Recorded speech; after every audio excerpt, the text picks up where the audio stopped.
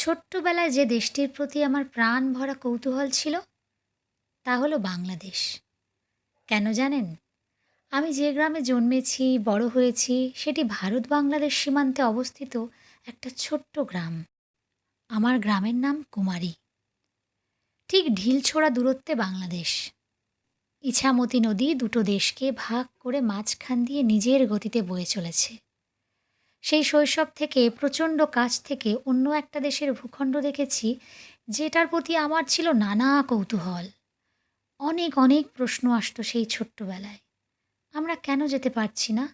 ওখানে যাওয়া ভীষণ নিষেধ ছিল। ওখানের মানুষ কি আমাদের মতো? রাস্তাঘাটও কি আমাদের মতো? ওখানের মানুষের সাথে খুব কথা বলতে ইচ্ছে করতো। নদীর পাড়ে বহুবার অনেকক্ষণ বসে এক দৃষ্টিতে তাকিয়ে দেখেছি বাংলাদেশকে। তারপর যখন একটু বড় হলাম, নদীতে সাঁতার কাটতে শিখলাম, ব্যাস আর কে পায়? বাংলাদেশের মাটি স্পর্শ করার নেশা আরও বেড়ে গেল। নদী সাঁতরে বেশ কয়েকবার পার হয়ে চলে গেছিলাম ওপার বাংলায়, আবার অন্য ঘাট দিয়ে এপারে। এর জন্য মায়ের চোখ রাঙানি, ঠাম্মার বকুনি, এমনকি বাবার হাতে মার পর্যন্ত খেয়েছি জানেন। ছোট্টবেলা থেকে নিজের দেশকে যতটা না জেনেছি, তার থেকে বেশি ওতপ্রোতভাবে জড়িয়েছিলাম ওই দেশটার সঙ্গে। আমাদের বাড়িতে টিভিতে ভারতবর্ষের সিগন্যাল ভালোভাবে না আসলেও বাংলাদেশের সিগন্যাল আসতোই।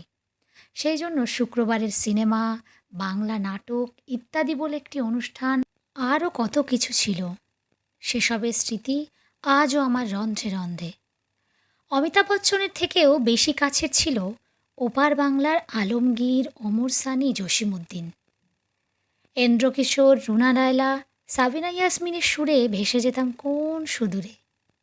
বাড়িতে লাক্স কিংবা লিরিল নয়, আসতো মেরিল, কেয়া, জেসমিন, সাবান।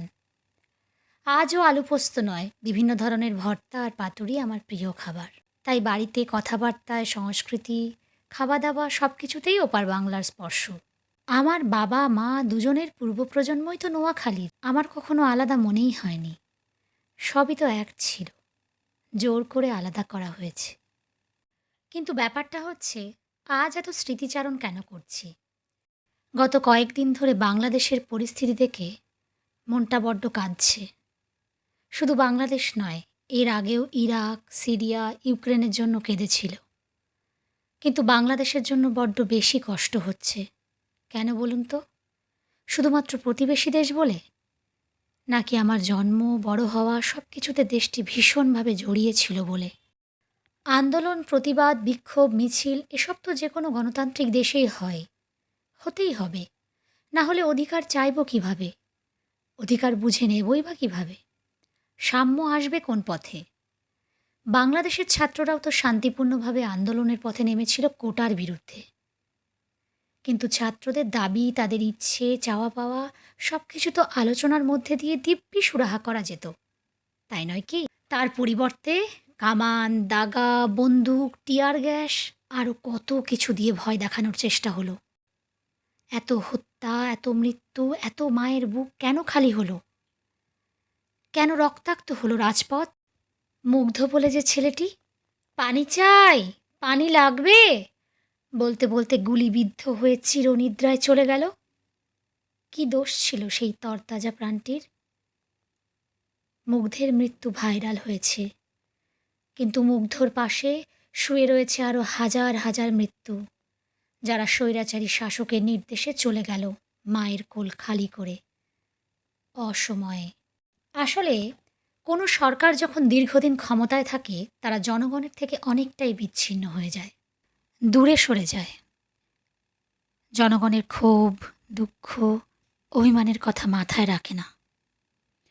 অথচ গণতান্ত্রিক দেশে জনগণকে অবহেলা করাটা যে কত বড় বোকামি, তা আজও অনেক সরকার বুঝল না।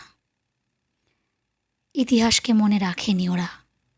বাংলাদেশের ছাত্রদের কাছে একটাই অনুরোধ, তোমরা তোমাদের বুদ্ধি, ক্ষমতার দ্বারা অপশাসনের সরকারকে সরিয়েছ, কিন্তু সাবধান, চারিদিকে নেকড়েরা ওত পেতে বসে আছে সুযোগের সদ্ব্যবহার করতে। এত কষ্ট, এত প্রাণের বিনিময়ে যে অপশাসন, দুর্নীতি আর স্বৈরাচারী থেকে দেশকে মুক্তি দিয়েছ, তোমরাও যেন আবার সেই একই পথে হেঁটো না। তোমাদের আন্দোলনের সাম্প্রদায়িকতার রক্ত লাগিও না, মৌলবাদের স্পর্শ নিও না, শক্তিশালী শত্রুর চোখ রাঙানিতে ভয় পেও না, আবার বন্ধুবেশী শত্রুদের আপন করো না। তোমাদের দায়িত্ব এখন অনেক বেড়ে গেল। আমার প্রিয় দেশ বাংলা মায়ের দায়িত্ব এখন তোমাদের কাঁধে। দূর থেকে আমি প্রার্থনা করি, হে বাংলা, তুমি খুব তাড়াতাড়ি সুস্থ হয়ে ওঠো, স্বাভাবিক হয়ে ওঠো। তোমার সাথে আমার অনেক স্মৃতি জড়িয়ে আছে, যেটা পদ্মপাতায় হীরের মতো আজও সহজ, স্বচ্ছ, সরল, সুন্দর।